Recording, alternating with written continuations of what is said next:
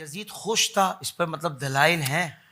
اللہ کیونکہ کچھ لوگ تو اس کو بالکل یزید کو بری الذمہ قرار دیتے ہیں کہ بھائی وہ تو اس کا تو تھا ہی نہیں اس میں.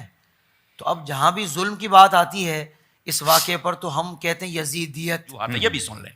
پہلی بات یہ ہے وہ کہتے ہیں جی نبی پاک نے فرمایا تھا جو قسطنطنیہ کی جنگ میں جائے گا تو وہ بخشا جائے گا. تو یزید چونکہ گیا تھا تو بخشا گیا تھا. تو میں نے کہا پتہ ہے آپ کو وہ پہلا قافلہ کب گیا تھا؟ پہلے قافلے میں تو یزید تھا ہی نہیں. یہ الگ تحقیق بات کر رہا ہوں. واہ واہ. ٹھیک ہے پہلی بات. دوسری بات یہ نبی پاک نے خبر دی تھی؟ یہ بالکل کم از کم 20 سال پہلے دی تھی. تو میں نے کہا تم تو نبی کا علم غیب مانتے نہیں ظالمو. اب مان رہے ہو یزید کو جنتی بنانے کے لیے غیب کو بھی مان رہے ہو. تمہیں شرم نہیں آتی ہے؟ یہ دوسری بات سمجھ آ رہی نا جی. اور تیسری بات ہے یزید اس قافلے میں نہیں گیا تھا. وہ تو بعد میں بیٹھ کر وہاں شرابیں پیتا تھا اور بیٹھ کے جناب وہ اشعار پڑھتا تھا کہ میں بڑا خوش ہوں. وہ سارا کچھ موجود ہے کتب کے اندر. یہ تم کیوں نہیں پڑھتے ہو یار؟ تم صرف حدیث قسطنطنیہ کو دیکھ کر جناب اس کو جنت میں ڈالنا چاہتے ہو. اور ظالمو اس کو جنت میں ڈالتے ڈالتے تم خود بھی اس کے ساتھ جنت میں جاؤ گے. خدا کا خوف کرو. جی ایک وجہ یہ ہے اور اس کا پس منظر وہ بھی میں نے چند لفظوں میں عرض کر دیا. دوسری وجہ یہ ہے جو اس کو بچانا چاہتے ہیں وہ پتا کیا کہتے ہیں یزید تو وہاں تھا نہیں. اس کا کیا قصور ہے؟ وہ تو اپنی جگہ پہ.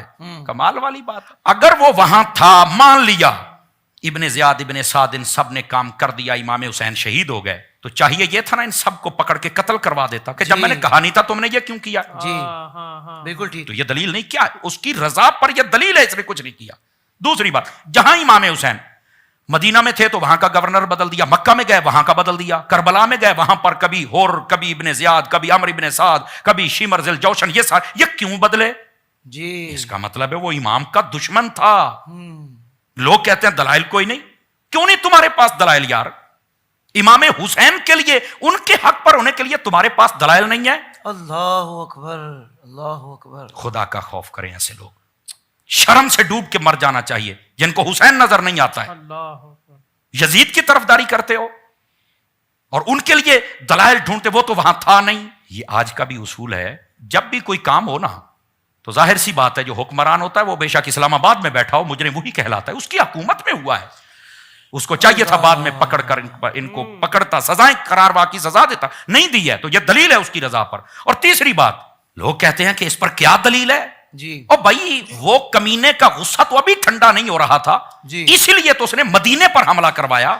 اللہ یہ تو شہادت حسین کے بعد ہوا ہے نا. یہ تمہیں نظر نہیں آتا؟ یزید کے طرفداروں مکے پر حملہ کروایا. منجنیکوں کے ذریعے پتھر پھینکوائے گئے. آگ لگ گئی خانہ کعبہ کے اندر.